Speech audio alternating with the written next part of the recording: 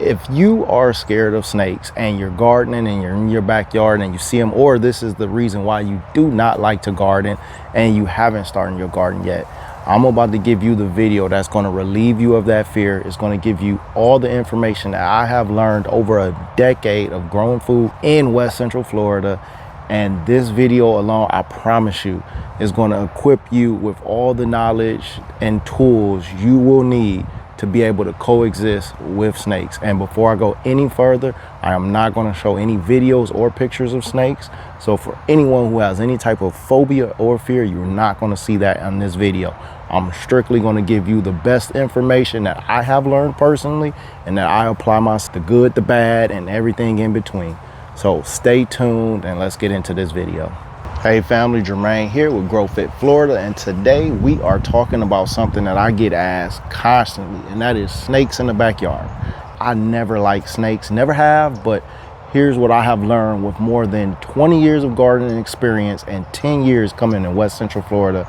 The more I educate myself about them, the less fear I have. Now, I still don't like them, but I'm starting to respect what they do, and that's where we need to have this conversation, because if you're building a food forest, if you're creating a habitat, if you're growing abundance, you're going to attract wildlife. That's just the reality. So let's talk about what actually works, what's complete garbage, and how to make peace with the fact that snakes might have been living in your yard long before you ever moved in.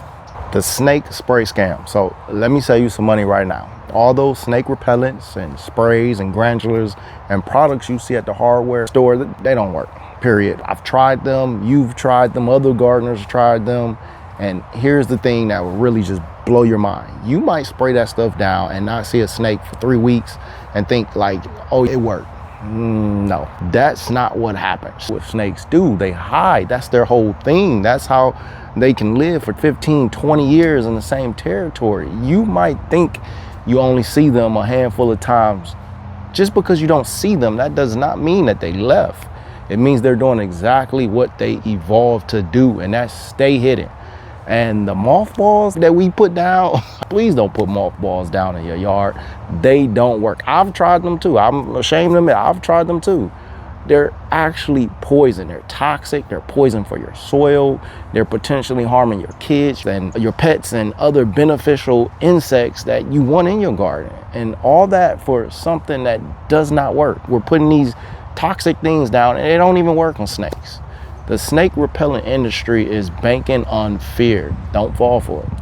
And I'm with all of you. I wish that stuff actually worked. It's nothing that can ruin a nice time in the backyard quicker than seeing a snake slither on by when you're outside sitting in the grass having a good time. But that stuff just doesn't work. So if you want to save yourself some money, stop buying it, get it off your auto subscription, stop going to the store, spending $30, $50, $100 on these snake sprays. They do not work. So next up is the predator pee trap. You've heard me right. Now, you might have heard of predator pee before, fox urine, coyote urine, all that type of stuff. And it's supposed to mimic the natural smell that predators and snakes will smell it and just leave, and other predators. But I'm gonna tell you why that's a bad idea on so many levels right now. First, the effectiveness on snakes is so minimum at best. Now, yes, it's probably better than the snake granulars that you're putting down, but it is such a slight deterrent. Snakes aren't running scared from the smell of coyote urine. Not the way that a rabbit might, or a deer, or any other type of creature will. Second, this is the one, you risk actually attracting predator to your backyard. Depending on where you live, you could bring coyotes and foxes and other predators that are a way bigger problem than the snakes that you're trying to keep out. Real smart, right? Third, your dogs are gonna just flat out lose their mind. You're putting coyote urine around and you let your dogs go, they're gonna lose their mind. You're making a marking territory that's gonna drive your dogs crazy, your neighbor's dog crazy, dogs from around the corner crazy, spraying all that predator pee down. And fourth, realistically, you gotta ask yourself this: who wants to walk in their backyard and smell pee? Especially that strong predator pee. Now, I understand some people watching this have acres of land, and that's awesome. And your garden isn't feet away from your house, like most of us. So spraying predator P in your yard, because your garden is so far away from your house, and you might not have to worry about that smell in your house, that's fine. But for the majority of us who have backyard gardens and we don't have an acre of land, you're gonna smell that when you open up your window in your house, or when you walk out on your backyard lanai porch, or you're gonna smell it in your balcony in the front. You're going to smell that because our yards aren't big enough where we can just lay down all that pee. So just stop. Your backyard is your paradise. It's the place where you created to be your paradise, your food producing paradise. You want to have your morning coffee in your backyard. You don't want to smell like a zoo. And spraying all that predator P is going to smell like a zoo. Trust me, it's going to smell like a zoo. And the next thing is, if you're in Florida and you're spraying that predator P during rainy season, it's just going to wash away. So now it's raining every single day and you're outside spraying more and more, and those bottles are between $30 and $80 a piece. So you're going to be, just look at the math in that. Look at the costs and just spraying P down when it's going to wash away in days. So now predator P, it can be good for some things. If you got like a squirrel problem digging up stuff, or you got raccoons getting into your compost, it can possibly help with that. But for snakes, just save your money. Predator P is not going to work. All right, GrowFit Florida family. So here's something I really want you to consider and think about. That snake that you just saw, there's a decent chance that it's been living in your backyard longer than you have. Now, we move into these spaces and we think that we're like the original inhabitants, but snakes, they have long lifespans and they establish territories. That rat snake you seen might have 15-year history in your backyard. And here's one of the things that we don't think about. Many of the non-venomous snakes that are in Florida, that's in our backyards, they keep the poisonous and the venomous ones away. Rat snakes, black racers, these guys, they compete for territory and food. And they're also eating the rats, the mice, and other rodents that are definitely trying to get inside your house. So when you're trying to get rid of all snakes, you might actually be creating a situation where the ones you really don't want to have in your backyard has less competition and more food available. And I'm not saying that you have to love this fact. I'm just saying it's worth understanding the ecosystem that you're a part of now that you're growing food in your backyard. And just having a backyard, period. Snakes gonna be there whether you got food or not, but we're gonna touch more into that. All right, here's something that most people don't even think about. Your backyard lighting. Yep, those landscape lights, they look nice. They make your yard look like a magazine spread at night. But let me walk you through the food chain that you're creating with those lights on at night in your backyard. Those lights, they attract bugs, and tons of them. And you know what comes to eat those bugs? Things like frogs, lizards, geckos. They love hanging around your lights because you just created a buffet for them. And you know what comes to eat those frogs? We've been talking about it, snakes. But here's what doesn't come to eat is owls. Because predators like owls, they hunt best in darkness. They need that cover of night to be effective hunters. When your backyard is lit up downtown or Vegas, you eliminate one of the best natural predators for snakes, rodents, and a lot of other wildlife in your backyard, especially the kind that you don't want. Try not having your backyard lit up at night so much. Use strategic lights near entrances, pathways. Think twice about floodlights and flooding your whole backyard with these bright lights. Now, you can get different lights that are going to be conducive for wildlife, but those bright white lights in your backyard. And while we're talking about attracting wildlife, make sure you clean up all that dropped fruit. Now, I know a lot of times we all get lazy, especially when you're growing a lot and things are falling. We all get lazy sometimes, and it's not easy. But that rotten fruit on the ground, it brings everything. Opossums, raccoons, and the things that love to come eat that fallen fruit. And your fruit trees, they're amazing, but you've got to manage what falls from the ground, because you're basically, again, you're setting up a wildlife buffet, because the things that's going to come eat your fruit is going to bring in the things that's going to come eat them.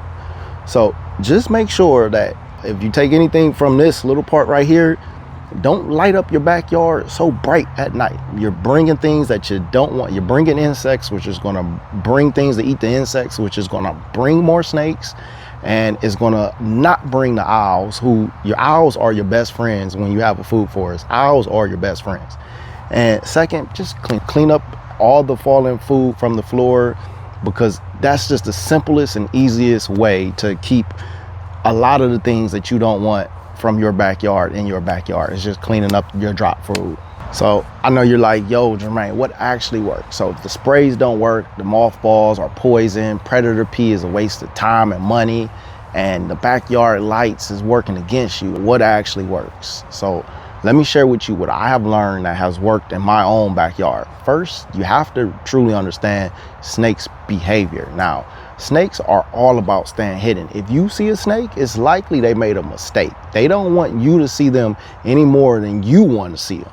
The entire survival strategy is based on camouflage and staying out of sight of everyone, humans, and you know what they're going after. So this means they love areas with dense cover, tall grass piles, debris, thick mulch they can bury under. Second, manage your habitat. I keep the understories of my fruit trees pruned and clear. I create lanes through my yard, especially so I can see, not just for the snakes, but in general, observation and maintenance. So the more open and the more sight lines you have, the less comfortable snakes feel moving through that space. We do that with our palm trees, our Areca palm trees. You see the one behind me right here. We like to shape them coming up and out. We don't like them bushy at the bottom where snakes can easily hide and move around there. The more open sight lines you have, the less comfortable snakes will feel. Trust me on that. So moving through your space. Now, I've also noticed that over the years, snakes absolutely love straw. Straw mulch creates the perfect little highways and hidden spots.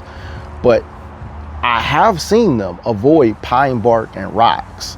So they really don't like crawling over the rocks and the pine bark mulch as much. So when you guys see us getting the pine bark mulch over any other type of mulch, it's because of that. Because we've seen the snakes do not like pine bark mulch, but the straw and a lot of the palm tree mulch and things like that that you can get from Chip Drop, they love. They go right and they bury under that. They love that type of mulch. So if you're looking for mulch in your yard, consider pine bark.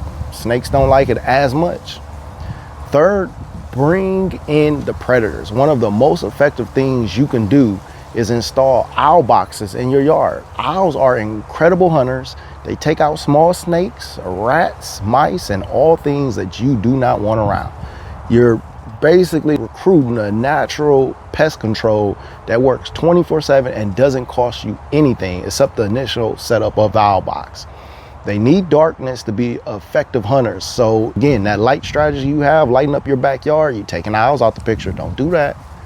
Fourth, you have to eliminate the snake habitats. You have to clean up brush piles, keep your grass cut low in high traffic areas, and keep debris piles to a minimum. You don't want those piles. Seal up the gaps that you have underneath your sheds and buildings, and remove their food source by managing the rodent population in your backyard. That's keeping the drop fruit out your yard. Pick it up. When you see it on the ground, when you walk past it, pick it up. If there's nothing for a snake to eat in your backyard, it's going to move into more favorable territory. That might just be your neighbor's house. So if you're building a food forest like I am, if you're creating a diverse ecosystem with fruit trees, ground covers, compost systems, mulch layer, you're creating wildlife magnet. It's just what it is. And that includes snakes. I've spent years building a habitat. I've got abundance growing everywhere. I've also got birds and lizards and frogs and beneficial insects. They all love my yard. And yes, the snakes do too. That's the trade-off. You can't have a thriving ecosystem and expect to pick and choose every single species like you can stay, you can't stay. It doesn't work that way. I've tried a lot of things over the years. Everything I mentioned on this list that doesn't work, the reason why I know is because I tried it. I've wasted a lot of money trying those different things. And what I kept coming back to is this: management, not elimination. Keep things visible, understand the patterns, respect the roles they play, and implement the strategies that actually make a difference. Look, I started off this video telling you that I don't really like snakes that much. That hasn't changed. But here's what has changed. My fear of them has dramatically decreased. And you know what did that is education. The more I researched, the more I learned about snakes, the more I knew what their behavior is, the more I understood which ones are dangerous and which ones aren't, the far less fear I have of them. I can identify the venomous species in Florida now. I know their patterns. I know what to look out for. And that knowledge has replaced a lot of that fear. You can go months without seeing a snake in your yard, but that doesn't mean that they're not there, because they are. They're just doing what they do best, and that's staying hidden. And honestly, I'm starting to make peace with that. They likely were here first, and I know they were in my backyard before we moved in, yours too. And as long as I'm managing my space thoughtfully, we can coexist. I tell you this, they are better roommates than having the birds. Be honest with you, the birds will eat all your crops. At least the snakes aren't eating my crops. So, all right, Fit family. So here's the bottom line for you. Save your money on the sprays, the granulars, the predator pee, and all those other gimmicks. Focus on habitat management, creating clear sight lanes, using mulches that they don't like, manage your lighting, and keep drop fruit cleaned up. And bring in those natural predators like owls. Also, if your gate or fence is directly, your backyard is set up and you got neighbors on each side or behind, you can't control what's going to come in from their side. So if you don't have that sealed up, then snakes can just go back and forth. So you want to make sure you go around your fence line and just seal that up. Put some mesh or put something down where snakes can't go in there. Because if you don't seal that up, you don't know what your neighbors are doing in their backyard. You don't know what type of food they have down or what type of animals they have in their backyard that's attracting all types of wildlife. So you have to seal that fence up so that nothing can go underneath it. But ultimately, I want you to understand that if you're building abundance, you're building a habitat, and a habitat attracts life, all kinds of life. Educate yourself on snakes in your area. Learn which ones are venomous. Learn their patterns. The knowledge of knowing this will serve you well, better than any bottle of Snake Away ever could. So if you found this video helpful in any type of way, make sure you subscribe, share it with other gardeners and gardening groups, and with friends who might be a little bit scared of snakes. Just share the video around. Now, I made this video because many of you requested that I speak about snakes. We all somewhat don't like them. Most of us don't like them. So I made this video for you guys. And if you have any other snake management strategies that work for you too, drop them in the comments. We're all learning here together. Until the next time, keep growing that food and building that resilience. And I'll see you in the next one. God bless.